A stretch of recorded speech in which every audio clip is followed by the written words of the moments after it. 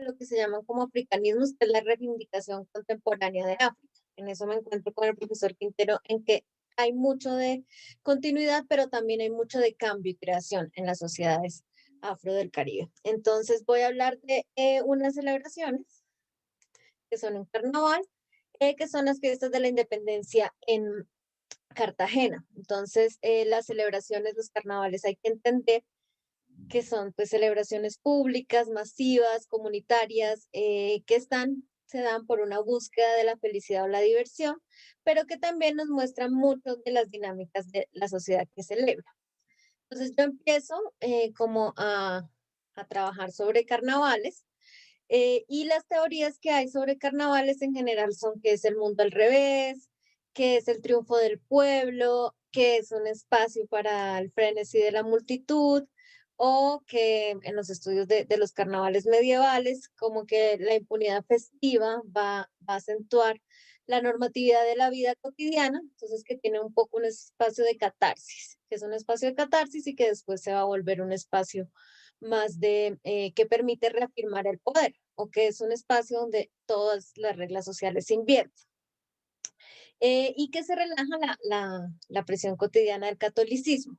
Sin embargo, yo al asistir desde muy pequeña y ya en investigaciones a los carnavales me daba cuenta que no es necesariamente ninguna como eh, de estas explicaciones, y que hay mucho más allá que pasa en el carnaval, y por eso el título de mi celebración no se trata de un mundo al revés, sino que nos muestra una sociedad que tiene varios de sus componentes en disputa, y que la misma celebración se vuelve un escenario como de lucha, ya sea o por la hegemonía o por las identidades. Entonces, esta ficción o esta creencia de que hay una permisividad total en los carnavales, que se permite de todo,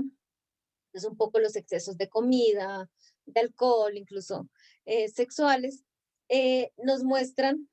como que todo es posible, pero resulta que si uno escudriña los carnavales, se da cuenta que no hay nada más reglamentado o nada con más normas que un carnaval. Hay mucho dentro de esta efusividad que no se puede hacer en otras partes, pero también unas grandes separaciones entre los actores sociales que participan. Por eso, entonces, como que el punto de partida es que estos carnavales contemporáneos, que son diferentes a los carnavales medievales o a otro tipo de carnavales, pues nos permiten más comprender las dinámicas y las tensiones de una sociedad al momento de celebrar. Entonces, esto lo podemos ver para el caso de Cartagena, que es la ciudad de que estudio, desde la época colonial, cuando justamente esto, pues ustedes lo pueden encontrar en muchas fiestas en el Caribe, pero también en Brasil, que hay como una gran discusión entre las autoridades en la colonia si las fiestas se deben permitir para las poblaciones esclavizadas, y que un poco sea un desfogue y una catarsis de la represión cotidiana, o si al contrario, el permitir las fiestas va a hacer que se impulse un movimiento revolucionario o algunos actos de rebeldía. Entonces, solo les puse dos ejemplos, pero que a lo largo de la historia colonial en muchos países se pueden seguir. Es ahí, el obispo Diego de Peredo en Cartagena prohíbe las fiestas de la ciudad, pero en respuesta Carlos III le pide que como obispo no intervenga en los asuntos civiles, y que solo puede censurar las fiestas católicas. Entonces eso nos muestra desde la colonia ya un espacio donde están las celebraciones, son escenario de tensiones entre diferentes sectores sociales, en este caso entre la iglesia y el rey. Para las fiestas en Cartagena, pues yo quería solo ponerles como en contexto para quienes no conocen, pues Cartagena se nos promociona como una ciudad turística, y muchas veces, pese a que sabemos que hay población afrodescendiente, pues no somos conscientes de todo el racismo que se vive en esta ciudad. Entonces ahí les puse sobre algunos ejemplos de los muchos que hay, pero, y que se han denunciado en los últimos años, pero digamos que el racismo, y sobre todo en la forma de mostrar la ciudad para el turismo, pues es una constante.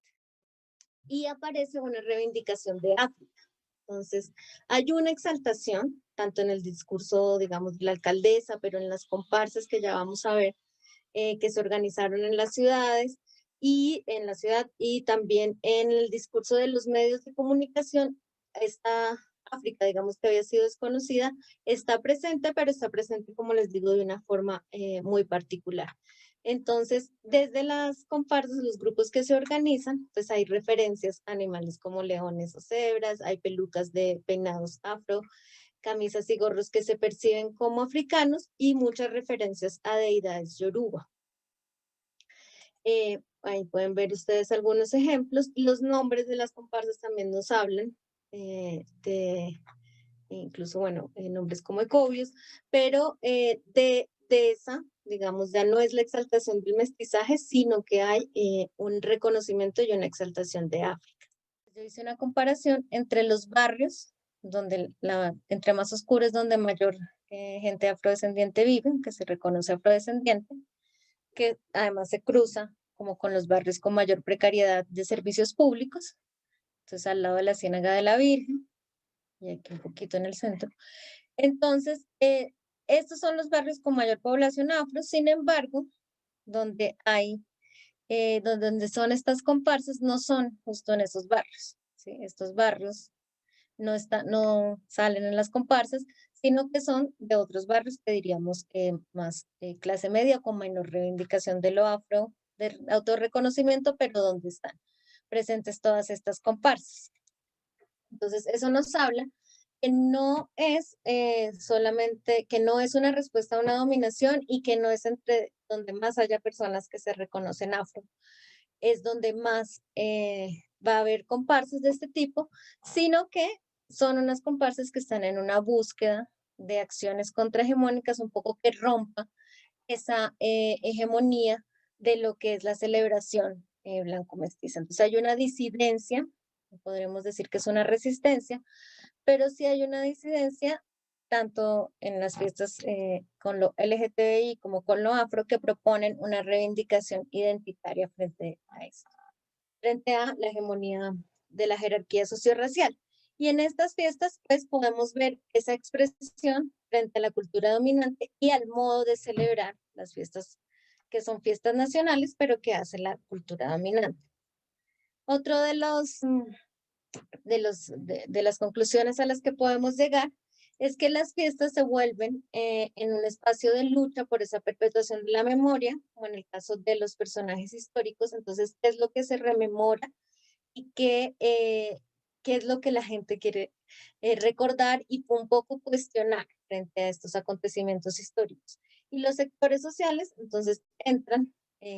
Ahora podemos decir que lo que está pasando ahora en el paro con las estatuas que se tumban hace parte también un poco de estos movimientos, pero que aquí empezaba con disfrazar o ponerles una peluca a las estatuas para cuestionarlas. Entonces, hoy en día podemos decir que el multiculturalismo permite esa visibilidad y las reivindicaciones de las comunidades afrocolombianas, pero que estas mismas comunidades afrocolombianas urbanas pues están en una búsqueda y construcción, justo en una configuración de un actor político, pero con estas como símbolos de lo que se considera africano. Universidad Nacional de Colombia, proyecto cultural, científico y colectivo de Nación.